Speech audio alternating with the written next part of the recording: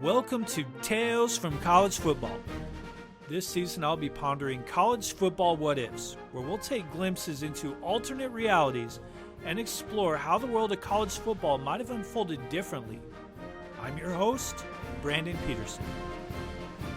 Before this season started in 2007, if you were told number 5 Michigan would lose to the number 1 team in the land, you probably wouldn't really bat an eye.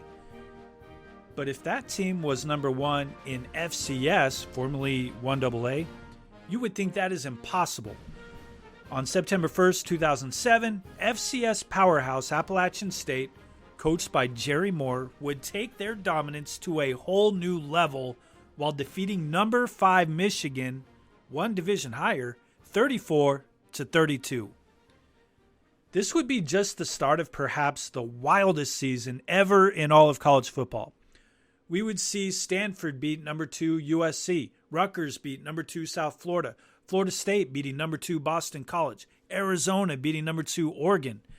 We had Kentucky beating number 1 LSU the same week as Oregon State beat number 2 Cal.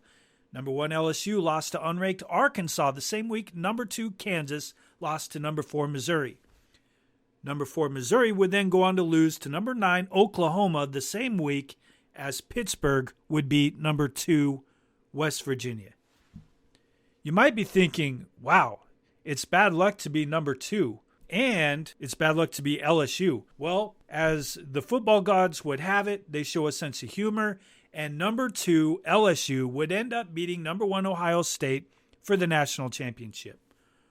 Number 1 Ohio State suffered its own upset in the regular season, losing to unranked Illinois. Sometimes you just need to believe, and when you have proof crazier things have happened, it can make a world of difference.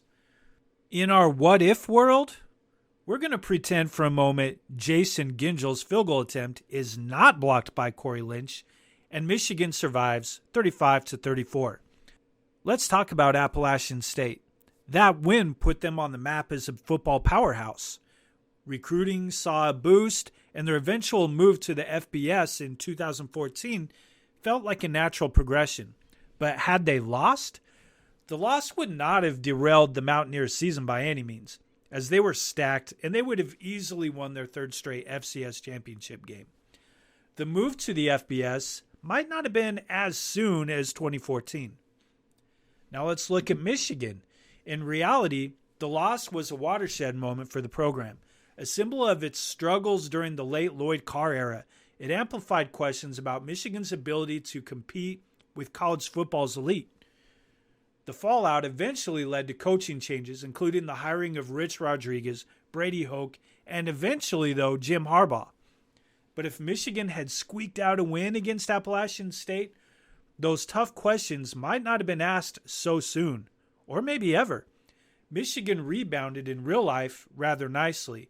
And imagine if they were 9-1 heading into their game versus Wisconsin that year. Lloyd Carr may have put off his retirement a bit longer, ending on a higher note. And Michigan eludes its brief coaching carousel, which would leave Harbaugh, one of Michigan's favorite sons, out of the picture entirely. Without Harbaugh, does Michigan make it to the college football playoffs? Do they reclaim their dominance over Ohio State? They probably remain in their familiar mediocrity. Even though they win in the short term of a narrow victory against App State, it certainly would cost them in the long run. The program's entire trajectory changes with one field goal. I think without the high number of upsets, we would have still seen Ohio State playing for the national championship, but we would probably see them playing against USC, whose speed would still be too much for the Buckeyes to handle. This would extend USC's run of dominance a bit longer. Appalachian State's win wasn't just a victory for them, it was a victory for the FCS as a whole.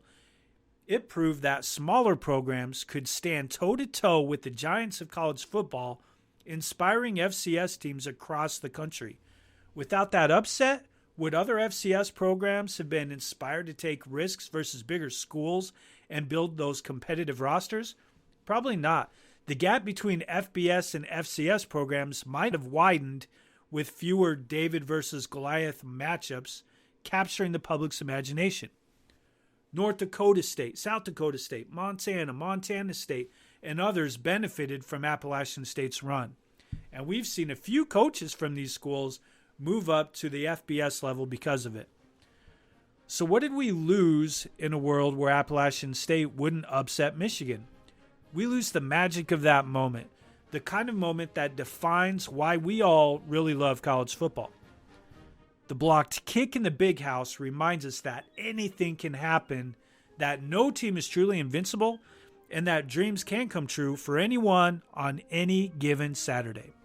Without that, college football feels a little less special, a little less chaotic, and maybe a little less fun. In the grand scheme of things, it wasn't just a blocked kick.